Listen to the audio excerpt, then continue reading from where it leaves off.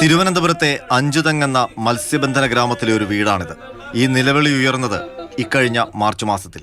ഈ ഗ്രാമത്തിലെ 3 യുവാക്കളാണ് ജോലി തേടി റഷ്യയിലേക്ക് പോയി ചതിയിലകപ്പെട്ട് യുക്രൈൻ യുദ്ധമുഖത്ത് കുടുങ്ങിപ്പോയത്.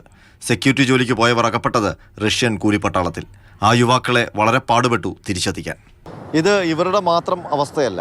കേരളത്തിലെ മത്സ്യബന്ധന ഗ്രാമങ്ങളിൽ നിശബ്ദമായൊരു പലായനം നടക്കുന്നുണ്ട്.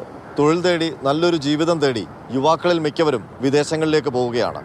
മത്സ്യബന്ധനം എന്ന പരമ്പരാഗതമായ തൊഴിൽ മാർഗത്തിൽ അവർക്ക് താല്പര്യമില്ല. അടുത്ത തലമുറ മത്സ്യബന്ധനം തൊഴിലായി സ്വീകരിക്കാൻ ഒരുക്കമല്ല. വരും തലമുറകളാണ് കടലിൽ പോയിക്കൊണ്ടിരിക്കുന്നത്.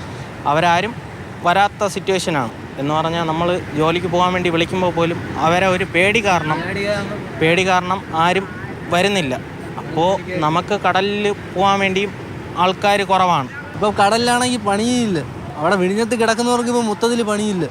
പഴയ പോലെ വരുമാനമില്ല. മാറിയ കാലാവസ്ഥയിൽ കൂടുതൽ കാലത്തും കടലിൽ പോകുന്നതിന് വിലക്ക്. മാറിയ കടലിന്റെ കലിയിൽ പൊലിയുന്ന മത്സ്യത്തൊഴിലാളി ജീവനുകൾ ഒട്ടും സുരക്ഷിതമല്ലാതായിരിക്കുന്നു ഈ ജോലി. പരമ്പരാഗത മത്സ്യത്തൊഴിൽ മേഖല വിട്ടിട്ട് ആൾക്കാർ ഇവിടെ നിന്ന് വിദേശത്ത് മനഃപൂർവ്വമായിട്ട് പോകുന്നതല്ല. കാര്യം ഇത് പരമ്പരാഗതമായ സമ്പ്രദായമാണ് ഇപ്പോഴും തുടർന്നുകൊണ്ട് പോകുന്നത്. ഈ സമ്പ്രദായത്തിൽ സാഹസികമാണ്. ഇതിൽ പിന്നീട് സേഫ്റ്റിയുടേതായിട്ടുള്ള കുറവുകളുണ്ട്.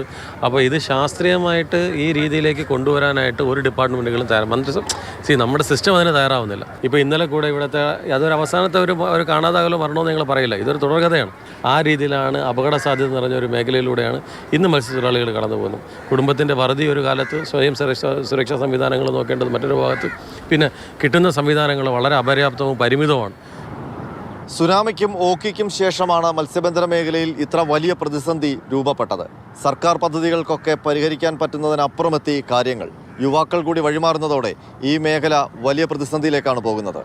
R Ananthakrishnan, Mathrubhumi news, Thiruvananthapuram.